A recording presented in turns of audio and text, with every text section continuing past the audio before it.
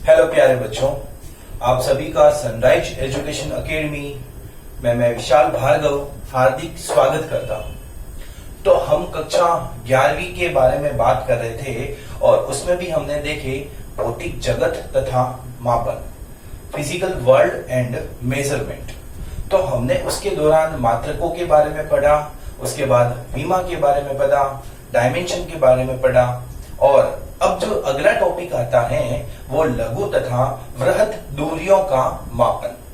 उसमें हम vernier caliper, screw gauge और कुछ पैरेलक्स मेथड जैसी क्रियाविधियों को पढ़ेंगे, उपकरणों को पढ़ेंगे। तो यह जो टॉपिक है बेटा, यह टॉपिक आपके प्रैक्टिकल से रिलेटेड है। किससे संबंधित है? प्रैक्टिकल से संबंधित है। तो प्रैक्टिकल से संबंधित होने के कारण मैं सोच रहा हूं कि ये चीज आपको जब मैं प्रैक्टिकल के प्रयोग करवाऊंगा उसी दौरान आपको इससे रूबरू करवा दूंगा।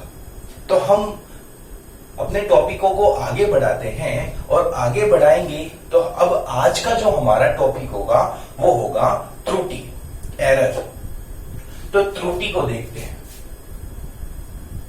त्रुटियां क्या होती है? त्रुटियां क्या बोलते हैं? एरर जो है, किन्हें हम एरर बोलते हैं? एरर का मतलब होता है जो हम किसी राशि, कोई भी भौतिक राशि है, उस भौतिक राशि के मान का मापन करते हैं। अगर हम उसकी वैल्यू को मेजर करते हैं तो जो हमारे पास मान आता है उसको बोलते हैं मापित मान। मापित मान जो हमने मापा है, मापित मान, जिसको हम बोल सकते हैं बेटा मेजर्ड वैल्यू। मेजर्ड वैल्यू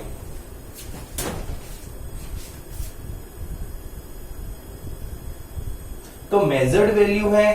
तथा अब उस भौतिक राशि का वास्तविक मान, उस भौतिक राशि का वास्तविक मान, एक्चुअल वैल्यू।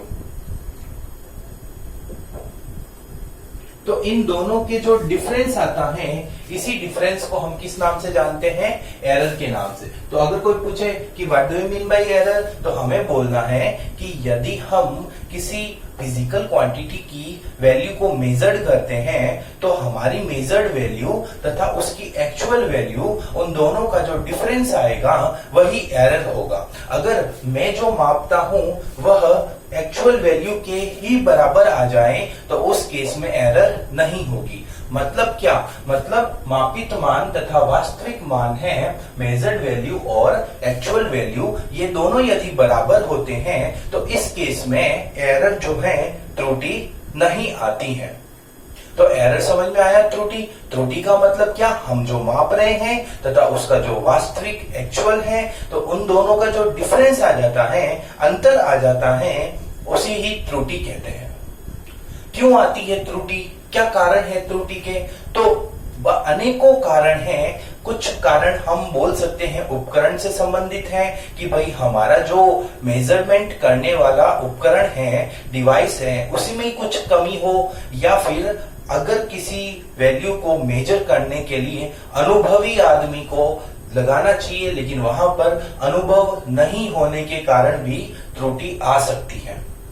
या फिर आप लोगों को पता हो तो बाह्य कारक, एक्सटर्नल फैक्टर भी हो सकते हैं। टेम्परेचर है, जैसे टेम्परेचर बात कर सकता हूं, प्रेशर कर सकता हूं, हवा कर सकता हूं।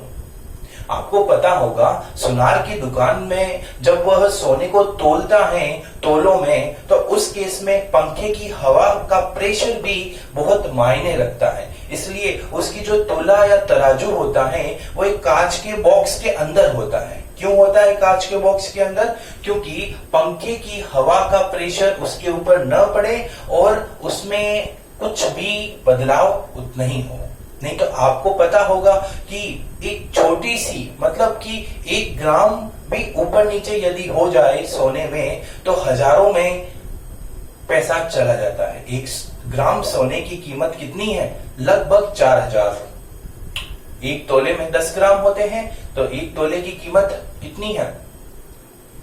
1 तोले की कीमत 40,000 लगभग रुपया है। तो 1 ग्राम की कीमत 4000 रुपए। तो 1 ग्राम के ऊपर नीचे होने पर भी 4000 रुपए का लॉस या प्रॉफिट हो सकता है। इसलिए वो जो सुनार होता है वो तराजू को कांच के बॉक्स में रखता है। क्यों? क्योंकि उसमें एक्सटर्नल फैक्टर से, बाह्य कारक से उसके मान में परिवर्तन नहीं आए और त्रुटि कम आए। क्या हम त्रुटि को गायब कर सकते हैं? कब हटा सकते हैं? नहीं, हम त्रुटि को पूर्ण रूप से नष्ट नहीं कर सकते हैं। हाँ, हम त्रुटि को कम कर सकते हैं। तो आइए हम कुछ त्रुटियों के प्रकार देखते हैं। तो त्रुटि जो होती है वो मोस्टली 3 प्रकार की होती है। कितने प्रकार की होती है? 3 प्रकार की। तो जो एरर है, त्रुटि, वो मुख्यतः 3 प्रकार की होती है।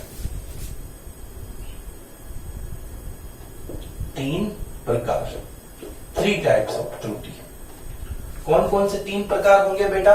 ये आपको समझ में आ रहा है ना? ये तो मैंने परिभाषा बता दी या फॉर्मूला बता दिया त्रुटि का क्या होती है, डेफिनेशन हो गई। 3 प्रकार की बात करें तो पहला जो है प्रकार उसको बोलते हैं क्रमबद्ध त्रुटि। क्रमबद्ध त्रुटि, जिसको इंग्लिश में बोलेंगे बेटा सिस्टमेटिक एरर। Systematic error. दूसरी जो त्रुटि होती है इसको बोलते हैं यादृच्छिक त्रुटि। यादृच्छिक त्रुटि, जिसको हम बोलेंगे रैंडम एरर। Random error. और तीसरी प्रकार की जो त्रुटि होती है इसे बोलते हैं हम स्थूल त्रुटि। इंग्लिश में इसको बोलेंगे ग्रॉस एरर। Gross error. तो ये 3 प्रकार की त्रुटियां होती हैं। कौन कौन सी 3 प्रकार की त्रुटियां होती हैं? एक तो है क्रमबद्ध त्रुटि, जिसको सिस्टमेटिक एरर बोलते हैं। एक होती है यादृच्छिक त्रुटि, जिसको रैंडम एरर बोलते हैं। और तीसरी जो होती है वो है आपकी ग्रॉस या फिर स्थूल त्रुटि। अब ये जो पहली त्रुटि होती है सिस्टमेटिक एरर, और जो दूसरी त्रुटि है वो है रैंडम एरर। इन दोनों में क्या डिफरेंस होता है? मेजर डिफरेंस यही समझा रहा हूं। पीडीएफ में आपको दे दूंगा नोट्स में, तो वहां पर आपको इसको लिखा हुआ मिल जाएगा। अभी तो खाली समझने का प्रयास करना। तो सिस्टमेटिक एरर जो है क्रमबद्ध त्रुटि, इस त्रुटि का कारण मुझे पता होता है। इस त्रुटि का रीजन जो है वो मुझे पता होता है। और किसी भी चीज या वस्तु का कारण यदि आपको पता है तो क्या आप उसको कम कर सकते हैं? जी हाँ, आप उसको कम कर सकते हैं। कब? जब आपको उसके बारे में उसका रीजन या उसका कारण पता है तो आप उसको कम कर सकते हैं। तो आइए हम इन पहले तीनों त्रुटियों का अध्ययन करते हैं। स्क्रीनशॉट ले लीजिएगा। तो अब हम जो बात करने वाले हैं वो क्रमबद्ध त्रुटि की बात करने वाले हैं। ठीक है, तो हम बात करते हैं क्रमबद्ध त्रुटि। क्रमबद्ध त्रुटि फर्स्ट, जिसको हम बोल सकते हैं बेटा सिस्टमेटिक एरर।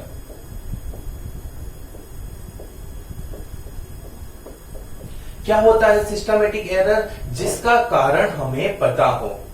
जिसका कारण पता हो। Reason is known. Reason is known. Reason हमें जो है वो ज्ञात की अवस्था में है, तो उस केस में हम इसको कम कर सकते हैं। कम कर सकते हैं। कैन बी एलिमिनेटेड, मतलब उसकी वैल्यू जो एरर है इसकी वैल्यू को हम कम कर सकते हैं। क्या क्या कारण हो सकता है इस त्रुटि का? तो कारण की बात करूं मैं, अगर हमने बोला ना कि कारण पता हो मतलब रीजन नॉन हो, तो क्या क्या कारण हो सकता है बेटा? पहला कारण हो सकता है कि इनकरेक्ट डिवाइस। इनकरेक्ट डिवाइस का मतलब क्या? कि उपकरण जो है वह थोड़ा सही नहीं हो। करेक्ट का मतलब एकदम सही होना, और इनकरेक्ट का मतलब उपकरण जो है वो हमारा सही नहीं हो, मतलब उपकरण में त्रुटि हो। उपकरण में त्रुटि, यदि उपकरण में किसी प्रकार की एरर आती है, डिवाइस में किसी प्रकार की एरर है, तो उस केस में हम जो भी मान मेजर करेंगे उसमें भी कुछ ना कुछ एरर आएगी। ठीक है। दूसरी बात यदि करूं मैं कि दूसरा क्या कारण हो सकता है, तो दूसरा कारण यह है कि हमारा जो मेथड है, हमारा जो मापने का मेथड है वही मेथड सही नहीं हो, मतलब कि इनकरेक्ट मेथड। जो हम मेजर कर रहे हैं उस मेजरमेंट करने के जो हमारा मेथड है, हमारी क्रिया विधि है, वो क्रिया विधि ही सही नहीं हो, मतलब क्रिया विधि में त्रुटि, क्रिया विधि में त्रुटि, तो उसके कारण जो एरर आती है, तो मुझे पता है कि बेटा इनकरेक्ट मेथड है तो मेथड को मैं सही कर दूंगा, या फिर डिवाइस इनकरेक्ट है तो उपकरण को मैं बदल दूंगा, चेंज कर दूंगा, तो इस त्रुटि को मैं खत्म या कम कर सकता हूं। अगर नेक्स्ट और बात करूं मैं, और क्या कारण हो सकता है, तो जो भी हम फॉर्मूला यूज कर रहे हैं वो फॉर्मूला ही इनकरेक्ट हो, इनकरेक्ट फॉर्मूला, सूत्र में त्रुटि। सूत्र में त्रुटि कैसे बेटा, जैसे कि मैं दर्पण सूत्र की बात करता हूं, आप 10वीं कक्षा में पढ़ के आए होंगे। दर्पण सूत्र होता है 1/v + 1/u बराबर 1/f, और लेंस सूत्र जो होता है वो फॉर्मूला होता है 1/v - 1/u बराबर 1/f। तो यहाँ पर दर्पण सूत्र और लेंस सूत्र, उसमें प्लस माइनस का चिन्ह है। अगर सपोज दैट लेंस सूत्र में यहाँ पर माइनस नहीं लगाकर मैं प्लस लगा देता हूं, तो इस केस में जो मेजरमेंट आएगा उसके मान में कुछ खराबी आएगी। तो हमें पता चल गया ना कि फॉर्मूला मैंने गलत लगाया था, इनकरेक्ट फॉर्मूला था, इस कारण यह एरर आई, तो मैं फॉर्मूला सही कर सकता हूं, तो इस केस में अब एरर नहीं आएगी। तो 3 प्रकार मैंने बताया, इनकरेक्ट डिवाइस, उपकरण में त्रुटि, इनकरेक्ट मेथड, क्रियाविधि में त्रुटि, इनकरेक्ट फॉर्मूला मतलब सूत्र में त्रुटि। और चौथा जो रीजन हो सकता है वो है बाह्य कारक द्वारा, बाह्य कारक मतलब एक्सटर्नल फैक्टर, एक्सटर्नल फैक्टर, उसके कारण भी त्रुटियां आ सकती है। और बाह्य कारक कौन कौन से हो सकते हैं, टेम्परेचर, तापमान हो सकता है, प्रेशर, दाब हो सकता है, उष्मा, हीट हो सकती है, ह्यूमिडिटी, आर्द्रता, आर्द्रता होती है ना, आर्द्रता, ह्यूमिडिटी हो सकती है। आर्द्रता कैसे बेटा, जैसे अगर उमस है, आर्द्र है, मतलब हवा में नमी उपस्थित है, उस केस में आप जाते हैं लकड़ी को खरीदने के लिए, तो आप वहां जाके लकड़ी को यदि लेंगे तो आपके 10 केजी में जो लकड़ी आएगी वो बहुत ही कम आएगी। क्यों? क्योंकि उस ह्यूमिडिटी, आर्द्रता के कारण लकड़ी में पानी जमा हो रखा है, और हमें लकड़ी चाहिए थी, लेकिन लकड़ी में उपस्थित पानी जो है वो लकड़ी का भार बढ़ा देता है। इस कारण 10 केजी में कम लकड़ी ही तुल पाती हैं और वहां हमें लॉस हो जाता है। तो ह्यूमिडिटी, तो टेम्परेचर, प्रेशर, हीट, आर्द्रता या ह्यूमिडिटी, इसके प्रभाव के कारण भी जो एरर आती है, जो त्रुटि आती है, वह त्रुटि कौन सी होती है बेटा, क्रमबद्ध त्रुटि। तो क्रमबद्ध त्रुटि कौन सी है, वह त्रुटि जिसका कारण या रीजन हमें पता होता है तथा हम इस त्रुटि को कम कर सकते हैं। कैसे कम करेंगे, उस कारण या रीजन को हटाकर। कैसे हटाएंगे, कारण कौन कौन से हो सकते हैं, incorrect device, incorrect method, incorrect formula या फिर एक्सटर्नल फैक्टर। इन चारों चीजों को हम हटाकर उस एरर या त्रुटि को हटा सकते हैं। स्क्रीनशॉट ले लीजिएगा। ओके, तो अब दूसरे प्रकार की जो त्रुटि है उसको हम बोलते हैं यादृच्छिक त्रुटि या फिर रैंडम एरर। तो दूसरा जो प्रकार है बेटा वो क्या है आपका, यादृच्छिक त्रुटि, यादृच्छिक त्रुटि, जिसको हम क्या बोल सकते हैं, रैंडम एरर। रैंडम एरर मतलब क्या, जिसका कारण हमें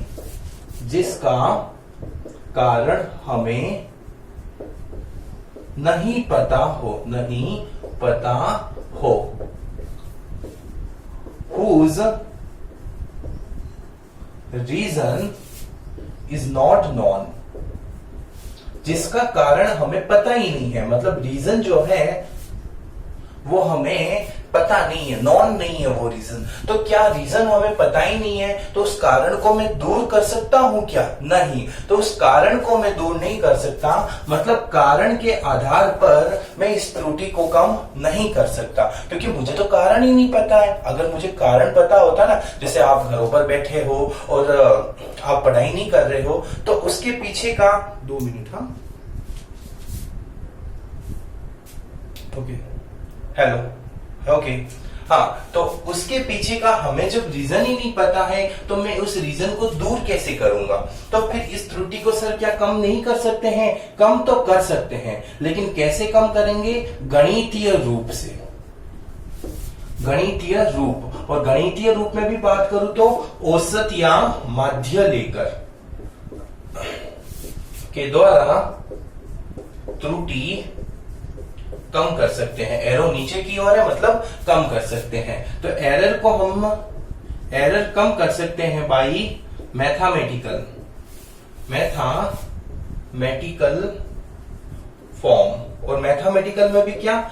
एवरेज लेकर, एवरेज ले लो, आप मीन ले लो, और मैथमेटिकली आप उस एरर को कम कर सकते हैं। कैसे?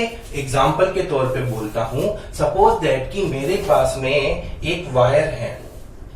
इस वायर की मुझे एक्चुअल लेंथ जो दी है वो 5 मीटर दे रखी है, लेकिन मेरे पास में 3 बंदे आते हैं और तीनों बंदों को मैं वायर को मेजर करने के लिए बोलता हूं, तीनों को। तो एक बोलता है कि यह 5.2 मीटर लंबा है, एक बोलता है ये 4.9 मीटर लंबा है, एक बोलता है 3 मीटर, और एक बोलता है यह 4.8 मीटर लंबा है। तो अब इस केस में मैंने यहाँ पर क्या किया? इस केस में मैंने ऑब्जर्वेशन 3 ले ली। अब मैं इस त्रुटि को कम करना चाहूं तो मैं ज्यादा से ज्यादा बच्चों को बुलाऊंगा और बोलूंगा भाई इसको मेजर करो। तो जितने ज्यादा बच्चे होंगे उन सब का मान का औसत ले लूंगा। जैसे यहाँ पर 3 है ना, तो this 5.3 plus 4.9 plus 4.8 upon number of data कितने हैं? 3, तो अपॉन 3 कर दिया। तो इसी प्रकार इस त्रुटि को कैसे कम करेंगे कि मीन लेके, एम का मतलब क्या हुआ बेटा? मीन ले लिया। किसका मीन लिया? A1 plus A2 plus dash dash dash AN data तक अगर मैं लेता हूं तो n का भाग दे देता हूं, तो यहाँ पर मीन हो गया। तो जितने ज्यादा अपन लोगों को या जितने ज्यादा प्रेक्षण लेंगे, डाटा लेंगे, उतनी ही इस त्रुटि के मान में क्या आएगी? कमी आएगी। मतलब मैं ये बोल सकता हूं कि n प्रेक्षणों के कारण त्रुटि में 1/n कमी आ जाती है। कितनी कमी आती है? 1/n। क्यों आई 1/n? क्योंकि प्रेक्षण हमने कितने लिए थे? n लिए थे। 1/n decrement in error due to n observation जो थी वो ऑब्जर्वेशन, तो n ऑब्जर्वेशन के कारण जो एरर में डिक्रीमेंट आई वो कितनी आई है बेटा? 1.n एरर में डिक्रीमेंट आती है। इसका स्क्रीनशॉट ले लीजिएगा। तो हमने 2 प्रकार की त्रुटि पढ़ दी है। एक तो होती है यादृच्छिक त्रुटि, रैंडम एरर, और दूसरी वो जो पहली थी वो थी क्रमबद्ध एरर। स्क्रीनशॉट ले लिया? ठीक है। अब जो तीसरे प्रकार की त्रुटि हम पढ़ने वाले हैं उसको बोलते हैं स्थूल त्रुटि या फिर ग्रॉस एरर। तो आइए हम देख लेते हैं स्थूल त्रुटि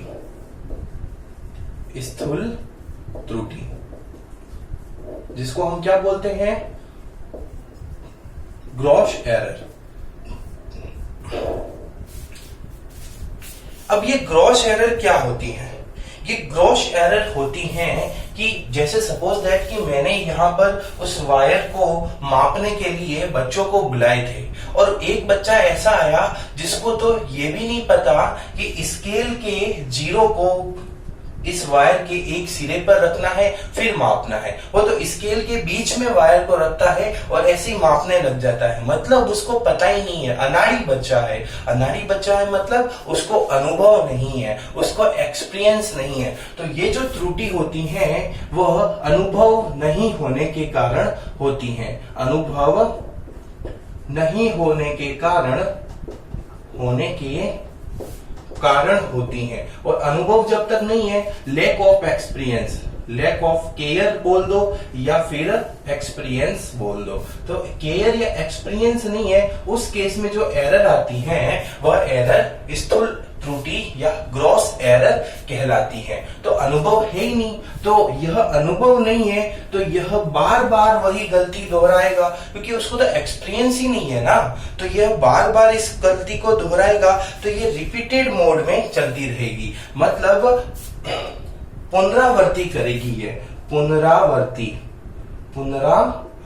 करेगी। रिपीटेड मोड में यह एरर आती रहती है। क्यों आती रहती है? क्योंकि जो व्यक्ति था ये व्यक्ति तो अनाड़ी है, इस केस में उसको तो एक्सपीरियंस ही नहीं है, नॉलेज ही नहीं है। तो इस केस में यह त्रुटि जो है वह पुनरावृत्ति करेगी, रिपीटेड करेगी। या फिर यह एरर, जैसे मैंने सपोज दैट कि कोई भी मान ले लिया और वह जो मान कैलकुलेशन से मेरे पास में आया 3 into 4 करने पर 12 आता है ना, तो 12 आ गया। तो मुझे यहाँ 12 लिखना चाहिए था, लेकिन मैंने जल्दबाजी में 21 लिख दिया। तो उस केस में देखो ये एरर आ गई ना। तो यहाँ 12 की जगह मैंने 21 लिख दिया, तो इसको बोलते हैं रॉन्ग वैल्यू पुटअप करना। तो put up wrong value of calculation, मतलब क्या? गणना के गलत मान का रखना। यदि मैं गलत मान रख देता हूं, रॉन्ग वैल्यू रख देता हूं, तो गणना के गलत मान लिखूंगा, तो उस केस में जो एरर आएगी वह कौन सी एरर आएगी? स्थूल त्रुटि, ग्रॉस एरर। तो ये है बेटा ग्रॉस एरर। तो ग्रॉस एरर क्या होती है? जब व्यक्ति को अनुभव नहीं होता है तो उसके कारण जो होने वाली त्रुटि स्थूल त्रुटि है, लैक ऑफ केयर या लैक ऑफ एक्सपीरियंस। यह त्रुटि बार बार होती है, मतलब पुनरावृत्ति होती है, रिपीटेड मोड में ये त्रुटि, ये एरर आती है। और ये त्रुटि कब आती है? जब कैलकुलेशन का हम रॉन्ग वैल्यू रख देते हैं, मतलब जो हमने गणना की है उस गणना की यदि गलत मान रख दिया, तो उस केस में आने वाली त्रुटि है वह कौन सी त्रुटि होगी बेटा?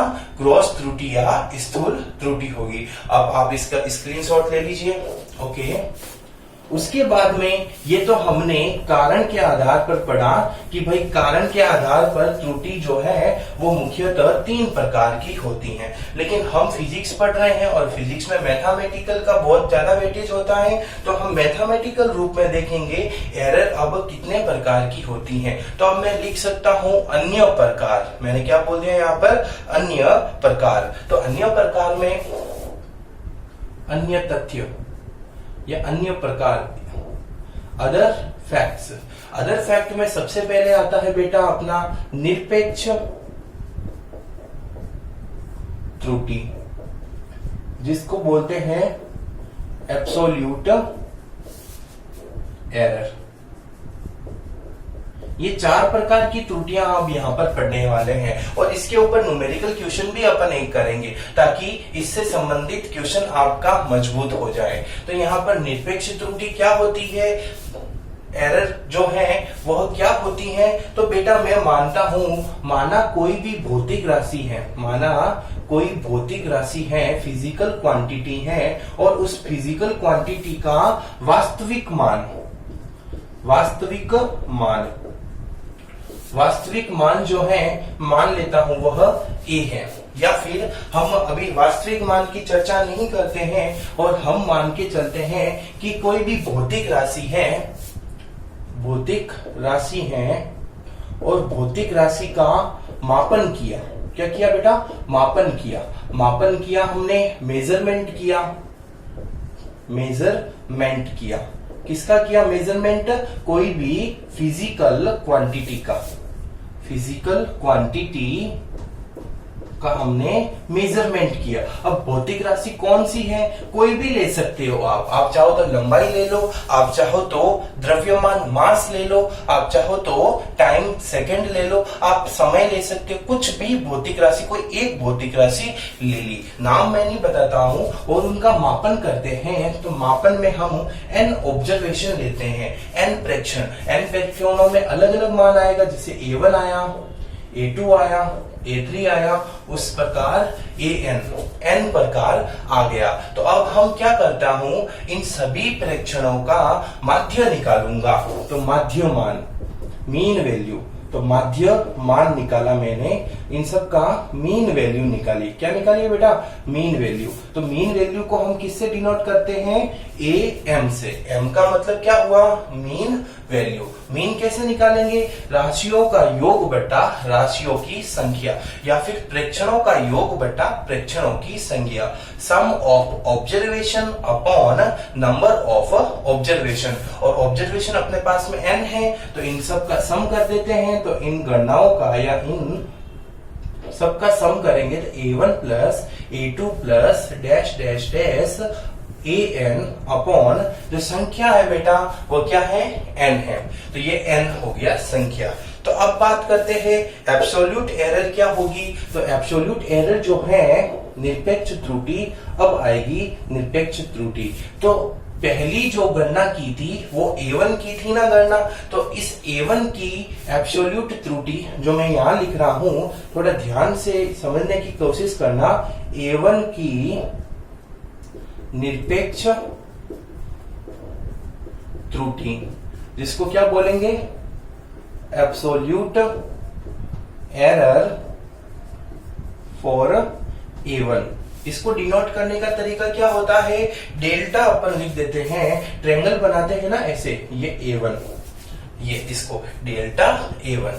ये डेल्टा A1 बराबर क्या हो जाएगा, यहां पर फॉर्मूला होगा, ए जो मीन निकाला है आपने, मीन निकाला है ना, ए मीन, ये ए मीन लिख दिया, ठीक है। ए मीन निकाला है, उसमें से इस पहले वाली मेजर्ड वैल्यू को माइनस कर दो।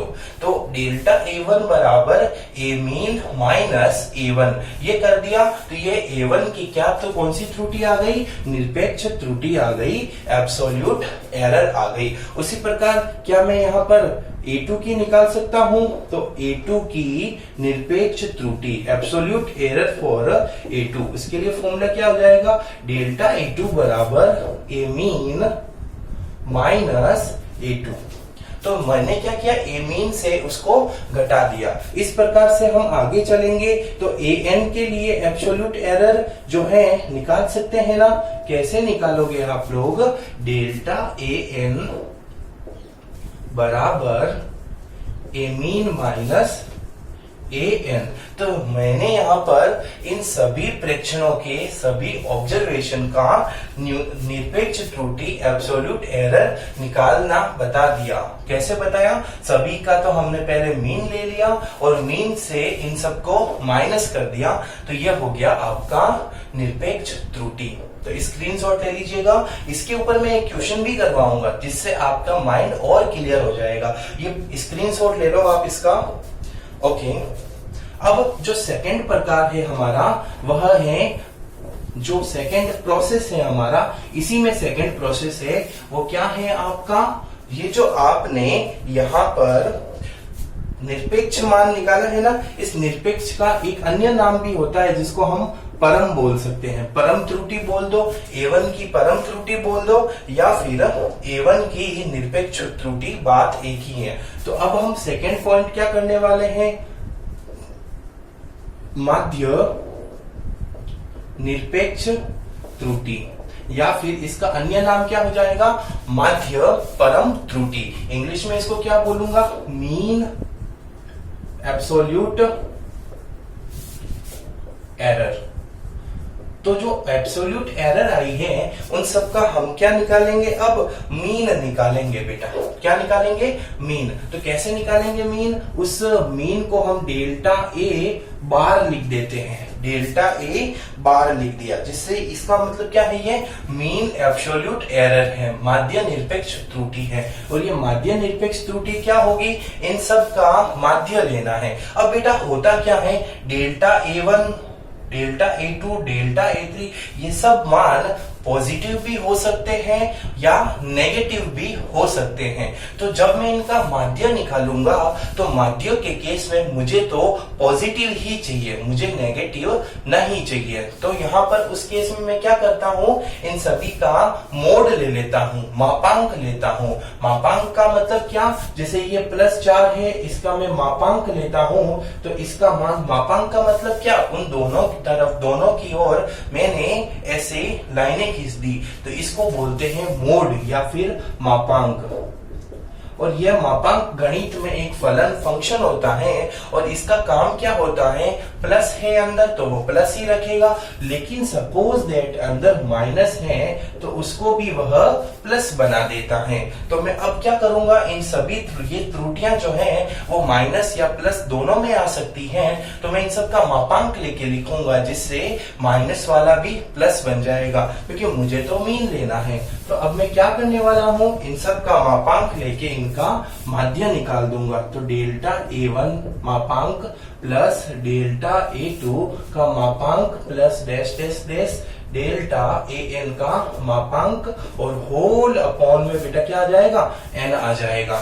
तो मैंने इन सब का मापांक ले लिया और उसका माध्य निकाल दिया, जिसको हम किस नाम से जानते हैं, माध्य निरपेक्ष त्रुटि, मीन एब्सोल्यूट एरर। ये चीज समझ में आई आपको? चाहूं तो मैं इसको ऐसे भी लिख सकता हूं कि यहाँ पर 1/n बाहर ले लिया, अब इन सब का सम कर रहा हूं ना, योग कर रहा हूं ना, तो इसकी जगह मैं लिख देता हूं सिग्मा। क्या लिख देता हूं, सिग्मा। सिग्मा का मतलब क्या होता है, योग ही होता है, ये सिग्मा है। और इस सिग्मा के अंदर लिख दिया मैंने delta A I. Delta A आई का मतलब क्या, आई की जो वैल्यू है वो 1 से n तक चल रही है, तो आई की वैल्यू 1 से आई की वैल्यू n तक चल रही है। तो यहाँ पर मैंने लिख दिया ये बात, तो क्या लिख दिया, डेल्टा ए आई मतलब आई, डेल्टा ए1 प्लस डेल्टा ए2 प्लस डेल्टा ए3 प्लस डैश डैश डैश कहां तक चलेगी, ये ऊपर वाली लिमिट है ना, n तक चलेगी। तो इन सब का सम, ये रिप्रेजेंट करने का फॉर्मूला होता है बेटा। अब तीसरी बात, अब कौन सी बात है, तीसरी बात होती है सापेक्ष, या फिर इसको दूसरा नाम बोलूं तो आपेक्षिक त्रुटि, रिलेटिव एरर। क्या होती है रिलेटिव एरर का फॉर्मूला, रिलेटिव एरर का फॉर्मूला होता है मीन, ध्यान से सुनना, ये आपको ध्यान है, mean absolute error upon mean value. Hindi medium क्या लिखा मैंने, माध्य निरपेक्ष त्रुटि, माध्य निरपेक्ष त्रुटि अपॉन माध्य मान। अब ये माध्य मान किसका है बेटा, फॉर्मूला अभी जैसे ही मैं लिखूंगा आपको पता चल जाएगा। मीन एब्सोल्यूट एरर, माध्य निरपेक्ष त्रुटि आपने निकाली ना, ये रही ए डेल्टा बार, तो यहाँ पर फॉर्मूला क्या आ गया, ए डेल्टा ए बार, ये तो हो गई ऊपर वाली मीन एब्सोल्यूट एरर, माध्य निरपेक्ष त्रुटि बटा मीन वैल्यू, माध्य मान, जो आपने निरपेक्ष त्रुटि में किया था ना, ए मीन बराबर a1 plus a2 plus a3, तो वो वाला ए मीन ही है यहाँ पर। तो माध्य मान का मीन और ए मीन, इन दोनों का यदि मैं अनुपात निकालता हूं तो वह अनुपात या वह रेशियो रिलेटिव एरर या आपेक्षिक त्रुटि कहलाती है। स्क्रीनशॉट ले लीजिएगा। ओके, तो अब जो चौथा है वो चौथा है बेटा, वो क्या है आपका, प्रतिशत त्रुटि या परसेंटेज एरर, परसेंटेज एरर, जिसको बोलते हैं हम प्रतिशत त्रुटि। तो प्रतिशत त्रुटि कुछ भी नहीं है, ये जो आपेक्षिक त्रुटि रिलेटिव एरर आई है ना, इसको परसेंटेज के रूप में लिख देना है। मतलब इसका फॉर्मूला क्या था रिलेटिव एरर का, आपेक्षिक त्रुटि का, mean absolute error upon mean value. तो यहाँ mean absolute error upon mean value into 100% कर लेंगे, या फिर ये सूत्र है ना इंटू 100% कर लेंगे। तो मैंने क्या लिख दिया, इसका फॉर्मूला डायरेक्ट कोडिंग में लिखा कि ये तो है अपना ऊपर वाला क्या है, माध्य निरपेक्ष त्रुटि मीन एब्सोल्यूट एरर, और अपॉन में मीन वैल्यू ए मीन, और इसको मैंने 100 से गुना कर दिया और ये परसेंटेज में निकाल दिया। तो इसको हम किस नाम से जानते हैं, प्रतिशत त्रुटि या फिर परसेंटेज एरर। ठीक है बेटा, अब इसके ऊपर स्क्रीनशॉट ले लो। ओके, अब एक मैं उदाहरण से समझा देता हूं आपको कि कैसे अपन लोग इन सब का मेजरमेंट करते हैं। तो सपोज दैट कि मैंने यहां पर क्या किया, मेरे पास में एक वायर पड़ा है, तार पड़ा है, और उस तार के मुझे मेजरमेंट करवाना है, और मेरे पास में 3 बच्चे आते हैं। कितने बच्चे आते हैं, 3 बच्चे, और तीनों बच्चे कहते हैं कि सर मुझे जो मेजरमेंट मिला वह मिला है 2.7 मीटर का। A1 बोलता है मेरे पास में 2.7 मीटर है, A2 बोलता है सर मुझे 3.1 मीटर मिला, और A3 बोलता है सर मुझे 3.2 मीटर मिला। इन तीनों के लिए यहाँ पर मुझे अलग अलग से मेजरमेंट किया। अब मैं क्या करता हूँ बेटा, इन सब तीनों का मीन निकाल देता हूँ। तो A मीन निकालता हूँ, तो A मीन जो होगा वो क्या होगा, 2.7 प्लस 3.1 प्लस 3.2 अपॉन में 3। तो वैल्यू आ जाएगी, इन सबको जोड़ेंगे तो ऊपर आएगा 9 अपॉन 3, तो वैल्यू आ जाएगी 3 मीटर। A मीन की वैल्यू आई 3 मीटर। अब यहाँ पर डेल्टा A1 अपन निकालेंगे। कैसे निकालेंगे, A मीन माइनस A1, मतलब 3 में से मैं A1 को घटा देता हूं 2.7, तो वैल्यू आ जाएगी 0.3। इसी प्रकार डेल्टा A2 निकालूंगा तो फॉर्मूला क्या होगा, A मीन माइनस A2, मतलब 3.1 में से मैं 3 जो है मीन वैल्यू तो 3 है ना, 3 में से 3.1 को घटा देता हूं, माइनस का 0.1 आ जाएगा। और इसी प्रकार डेल्टा A3 कैसे निकालेंगे, A मीन माइनस A3, जिसकी वैल्यू कितनी आ जाएगी, A मीन की वैल्यू तो 3 है ना, और माइनस A3 वैल्यू कितनी है 3.2, तो ये वैल्यू आ गई माइनस 0.2। तो यहाँ पर ये तीनों जो मान हैं, इसको ही तो हम बोल देते हैं निरपेक्ष या परम त्रुटि। इसको इंग्लिश में क्या बोलते थे आप लोग, एब्सोल्यूट एरर। तो एब्सोल्यूट एरर निकालना आया आपको, कैसे निकाला। अब मैं क्या करूंगा, एब्सोल्यूट एरर का मीन निकालूंगा, मतलब मीन एब्सोल्यूट एरर, जिसको इंग्लिश में अपन लोग हिंदी में क्या बोलेंगे, माध्य निरपेक्ष त्रुटि, माध्य परम त्रुटि। तो कैसे निकालेंगे, तो डेल्टा A बार, इसका मतलब क्या होता है, इन सब का योग करेंगे। कैसे, डेल्टा A1 बार प्लस डेल्टा A2 का मोड प्लस डेल्टा A3 का मोड। और जो नंबर ऑफ डाटा है वो 3 है ना, इसलिए मैं 3 से भाग दे देता हूं। तो बताओ मुझे अब यहाँ पर फॉर्मूला क्या हो गया, इसकी जगह डेल्टा A1 का मोड, मतलब 0.3 का मोड लूंगा, तो 0.3 का मोड प्लस माइनस 0.1 का मोड प्लस माइनस 0.2 का मोड, और अपॉन में बेटा क्या आ गया आपके पास में 3 आ गया। अब आप इसको देखो, तो अब आप इसको देखेंगे तो ध्यान से देखो, ये 0.3 है, यहाँ पर माइनस का है, ये प्लस हो जाएगा, ये भी माइनस का है तो प्लस हो जाएगा। तो वैल्यू क्या आ जाएगी, डेल्टा A बार की वैल्यू आएगी 0.3 प्लस 0.1 प्लस 0.2 अपॉन में 3। तो इन ऊपर वाले को जोड़ो तो 0.6 अपॉन 3 हुआ, तो डेल्टा A बार का मान जो है वो 0.2 आ गया। तो ये जो डेल्टा A बार है वो है मीन एब्सोल्यूट एरर, माध्य निरपेक्ष मान। अब हम क्या करने वाले हैं, अब हम आपेक्षिक मान निकालेंगे, आपेक्षिक त्रुटि, जिसको हम क्या बोलते हैं, रिलेटिव एरर। क्या फॉर्मूला होता है रिलेटिव एरर का, A bar upon A mean. ठीक है, तो यहाँ पर ए बार तो कितना आ रहा है 0.2 आ रहा है ना, और ए मीन जो है वो ये रहा, कितना आ रहा है 3 आ रहा है। तो ये आ गई आपकी आपेक्षिक त्रुटि। ठीक है, उसके बाद में हम निकालेंगे प्रतिशत त्रुटि। प्रतिशत त्रुटि या परसेंटेज एरर। तो परसेंटेज एरर क्या होगी, 0.2/3 है, इसको 100 से गुणा कर लो, ये परसेंटेज में आ जाएगी। तो ये इस प्रकार से हम क्वेश्चन को सॉल्व करते हैं। बेटा स्क्रीनशॉट ले लो।